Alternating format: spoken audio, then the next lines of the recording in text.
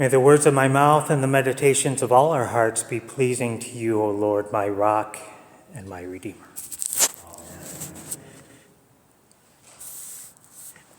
So growing up, I recall my parents reminding us that police officers and firefighters were a symbol of someone who would be helpful and help keep us safe. They were symbols of something larger than the individual police officer or firefighter that we might meet or see on the street. But we understood that seeing one of them meant the safety and helpfulness that we were told of, and that hundreds, maybe thousands, were in effect standing behind the one that we might see. The heart of our gospel today calls us to deny our very selves and take up our crosses to follow Jesus. It tells us that the one who wants to save his life will lose it, while the one who loses his life for Jesus' sake will gain it. But what is involved in this taking up one's cross or losing one's life for the sake of Jesus? Well, I think the heart of this is living out our baptismal vows. I think it is about us being people who have died to the world through baptism, to become baptismal people, to become priestly people, bringing others to God, as we have been brought to God. As we heard God say in Exodus to the Israelites, "Now if you obey me fully and keep my covenant, then out of all nations you will be my treasured possession. Although the whole earth is mine, you will be for me a kingdom of priests and a holy nation."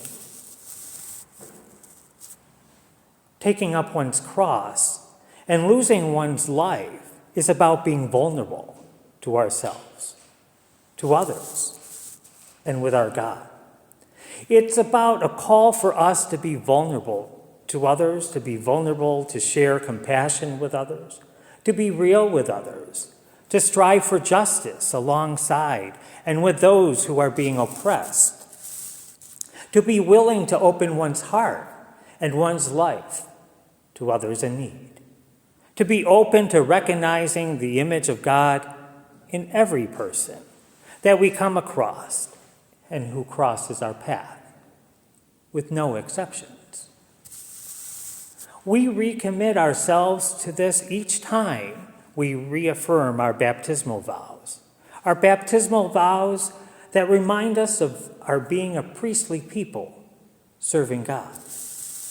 And at the root of our living out our baptismal vows is often this commitment to be vulnerable to ourselves, others, and God. Being vulnerable and living our baptismal vows can be difficult. We may want to ignore being vulnerable. We may want to ignore being vulnerable with and for others. Being vulnerable can show us and everyone else that we aren't perfect. It can point out that we are simply human, that we make mistakes, and that we're imperfect. But what if we could embrace being vulnerable? What if we could live our baptismal vows more fully, more deeply, to be the priestly people God calls us to be? Each of us are called to live out our baptismal vows, to live out our vulnerability that makes us a priestly people, to take up our cross, and to lose our lives for the sake of Jesus. We don't do it alone. We do it in community. We can only do it in community. And we have our sacraments of water, bread, and wine, our symbols that all point back to our baptism. They all remind us of our baptismal vows and what it means to be priestly people, to be those called to live out our baptismal promises. Now, there are some of us here who are also exploring a call, built on our baptism, built on our being members of a priestly people, We are exploring our sense of call to ordination, a call to be a leader in our church, a leader in our being a nation of priestly people. Some of us here have been living that call of ordination for a while now. Barbara Brown Taylor says, being ordained is not about serving God perfectly, but about serving God visibly, allowing other people to learn whatever they can from watching you rise and fall. When we rise and fall, we are being vulnerable. When we rise and fall, we are showing that we are human and engaged in following Jesus by striving to live out our baptismal vows in the presence of our community. We don't have to be perfect. We just have to be willing to share our journey visibly with others, to share our rising and our falling as we strive to be priestly people, as we strive to live out our baptismal vows. William Countryman, in his book Living on the Border of the Holy, says, ordination makes a particular person a sacrament. The basic meaning of the sacramental priesthood is simply that an ordained person is an icon.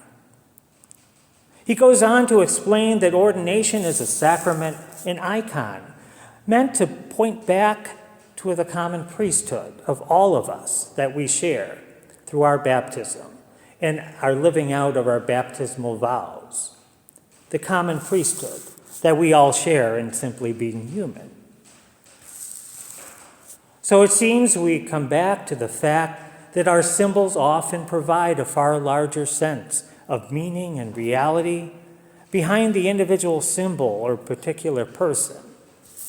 It's like that of the police officer or firefighter who embodies help, safety, and security, and has many others behind them who help to embody those same qualities, those same values, so that each one doesn't have to do it all him or herself.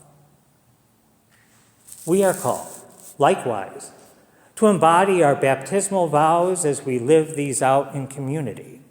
And alongside us and behind us is a vast communion of everyday saints who are part of that larger reality.